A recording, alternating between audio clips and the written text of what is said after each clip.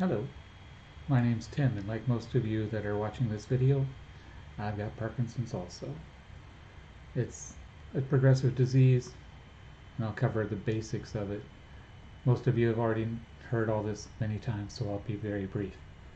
Dopamine levels in the brain start going down because the dopamine producing cells are dying away. By the time 90% of the cells are gone and you're only producing 10% of the dopamine, that's when you start experiencing the tremors. So by the time you get symptoms, your disease is already well in progression. There's a couple of ways to treat it, but there's no cure. All they can be treating is the tremors themselves. There's dopamine agonists that help you use the dopamine that exists better. They're just like super boosting your ability to use the dopamine. There's actually dopamine supplements such as carbidopa, levodopa, which actually add artificial dopamine to your system to replace what's being not generated by your body. And then you've got other treatments such as deep brain stimulation, where they put electrodes into your brain and run electricity into your brain to disrupt the electrical signals that are causing the tremor. Now, I'd like to give a thank you to Ian Frizell for a couple of excellent videos. He has been posting vlogs about his Parkinson's progression for a significant amount of time. He's put a lot of effort into his videos. I highly recommend watching them. They're very entertaining and useful, and I'll have information in the description below. So, getting back to the topic of this blog, what did I build and why should you care? Well, for Parkinson's, the tremors are what you're trying to treat. The tremors are the main symptom that you get. There's also the freezing, but for purposes of this discussion, we're just going to concentrate on the tremor and quantifying the amount of shaking. So if I want to find out if I'm going into AFib, I can buy an Apple Watch, and it will use an EKG that's built into the watch and software on your phone to track whether your heart is beating normally or whether it's gone into atrial fibrillation, in which case it will warn you that you need to go see your doctor. Very cool app. Kudos to Apple for coming up with it. But unfortunately, there's no equivalent for Parkinson's. What I was searching for was an app that would let me take my Charge 3 by Fitbit that has a built-in accelerometer and would monitor the tremors and produce an output graph of the tremors over time so that I can track how the tremors are progressing. Are they getting worse? What happens when I take my medication? Does the tremors keep building up until I take my meds and then die back down? This is information that's very useful when you're trying to come up with a treatment regimen. Your doctor is working blind without this kind of information, other than going, how's your tremors? Oh, they're about the same. Okay, we'll keep the treatment the same. I wanted a way to get better data than that. So, what I've come up with is this. So you can see that there's a USB power bank with a USB cable. This is the weight. I bought it at the Goodwill for $1. It's a 1 pound weight. I've also got a 2 pound weight that I'm going to be doing another one of these sensors with, and I'll explain why the weight difference will make a difference in the output sensitivity. So what have I got on here? Well, you can see the USB cable comes in, goes to a USB power port, just like you would find on the bottom of your cell phone. So coming out of the other side of it, of the circuit board, it comes up to a laser diode that's producing a red dot. Pretty simple. Not much to it. I'll come back and discuss the cable later. It's rather important for people with Parkinson's. But why do I want this? What does it do for me? Well, when you have motion, whether it be repetitive motion or just shaking like this, if you put mass with the motion, it stabilizes it because you can't move that mass as quickly as you can without the mass. You just can't move as quickly. So if I were to take this laser and aim it at the wall behind me, you can see the dot on the wall, and I get my right hand out of the way so it's not transferring the tremor to the left hand. You can see that the left hand is nice and stable. So if you were to visualize a target on the wall with concentric circles, like a bullseye target, if you put that red dot at the center of the target and it doesn't move, that gets a score of 0. And as you go to outer rings of the target, the numbers get higher. So if you were to look at my right hand, for example, it's going to start shaking, and it's going to start forming a regular motion. And there you can see it starting to form. The reason this happens is because of the damping of the mass of the weight combined with the shaking in my hand. So what I've got here is, if I have a target on the wall, I can measure the size of the circle and lines that this is making. And I could even capture it on video like we're doing here for playback later to my doctor. Now in my case, I'm in a room that's about 18 feet wide. I've got a couch over here, and I've got a big screen projector over here that's connected up to the computer. On the screen, I've got a target that's about 5 feet across, 4 or 5 feet. It's just a big circle with concentric marked lines and numbers, and the numbers become important. I measure the size of the circle that my hand produces, write that down in a spreadsheet, graph it out, and over time, over a period of days or weeks, you'll see that number get bigger as the tremors get bigger. If you always measure at the same time duration after your medication, you'll get repeatable, comparable numbers.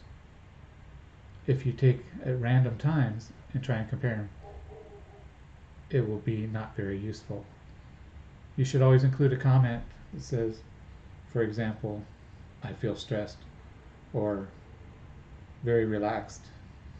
And you'll find that the tremors will vary day to day based on how you're feeling that day.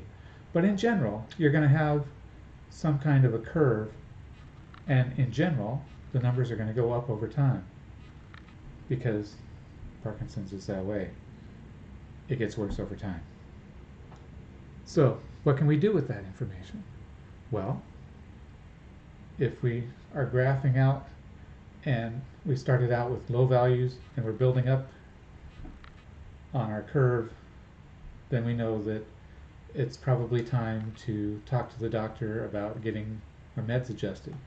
So your curve is going up as your tremors get worse over time, and then your doctor adjusts the medicine. Ideally, the tremors will come back down after the dose is adjusted, and now it'll start going up again from a slower value. If it doesn't do that, if your doctor changes your medication and your tremors jump up, you need to talk to the doc about adjusting back to the previous med or adjusting the dosage to get a better result. It doesn't do any good to change your medication if the result is not an improvement. This is an easy way to quantify whether you have an improvement or whether things are getting worse. So, I mentioned earlier that I was going to talk about the cable that's attached to it. I'll go ahead and talk about that now. You saw that I just pulled on the end of the cable and it came loose. This is a very special cable. It's got a connector that goes into the USB port. You can buy these little pieces, little end pieces for USB Type-C, for micro USB, pretty much any connector type that you would have on a tablet or a phone or a laptop.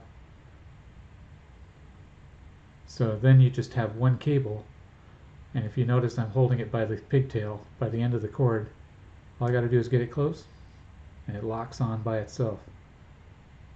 People with Parkinson's have limited manual dexterity. This is a nice, easy way to power USB items without having to fiddle around with the USB port. And if I turn it over and connect it up, it still works. Makes life super simple for people with limited mobility and limited manual dexterity. Highly recommended. I'll have the part number down in the description below. What else do I need to talk about here? Oh, cost for this thing. How much did I have to pay for a laser, a circuit board, and a cable? Well, the lasers come in a bag of 10 for about $6. So we're talking 60 cents worth of laser per one. The little circuit boards come in a little package that has 10 circuit boards, and you just snap one off the end. And then the circuit board comes with the inline pin headers so that you can connect up the laser to the power and the ground on the circuit board. To attach it to the weight, you'll need a hot glue gun. And I actually cut out a little recess in the top because the glue didn't stick well to this plastic, but it does stick well to the steel inside of the weight. You're going to need a soldering iron to do the soldering of the laser to the circuit board. Unfortunately, what's the topic of this blog? Parkinson's. We shake. Soldering requires steady hands. So you got a couple of choices. One, you can over-medicate yourself with your doctor's approval to reduce the shaking long enough to do some soldering. Probably not the best method to go by. The other one is to find a technical friend that does soldering and has the ability to solder two connections. This is about as simple a soldering project as you can get, so it's not that challenging as long as you have steady hands. I like that. So, very quick and dirty project. You just leave it sitting on beside the couch. When you're ready to measure, you just bring up the target on the screen across the room. You power it up. You hold it in your hand like this. You let it sit there for a minute. And then you write down the number in your notebook or in your spreadsheet or whatever method you're using to track. Then you do analysis on that when you're wondering whether you're getting better or worse, or how quickly you're progressing towards not being able to write your name.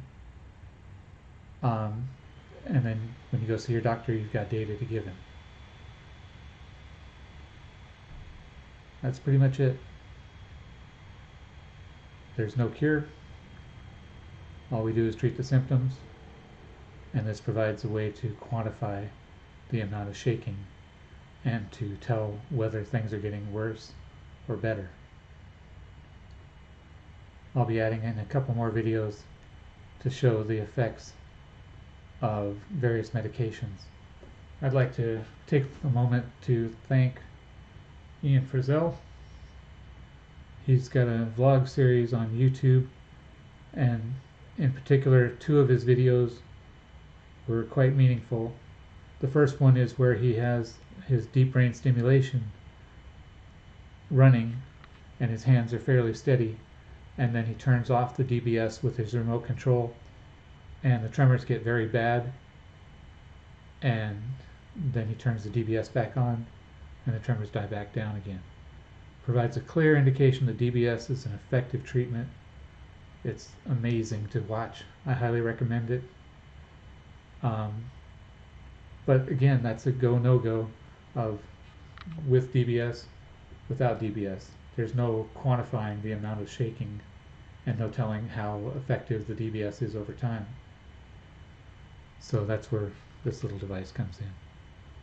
The other video of his that's extremely notable is the one in which he uses a vape pen containing medical marijuana, and he puts the camera on fast forward and starts vaping, and you can see his tremors go from large to smaller over time. It takes about 5 minutes, which is much more fast acting than any of the prescription medications that you can get for Parkinson's. And I highly recommend watching that video. I plan to do a parallel video to that one in which I vape. I'm a medical marijuana user for the Parkinson's, and I will be measuring how much of a reduction in shaking, in tremor, I get based on vaping. And that'll be an upcoming separate video.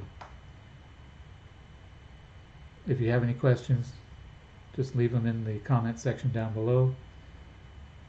If you want to subscribe, I can't guarantee I'll be doing a lot of these videos because it's kind of challenging, and I'm not a very great public speaker. But I felt this was important.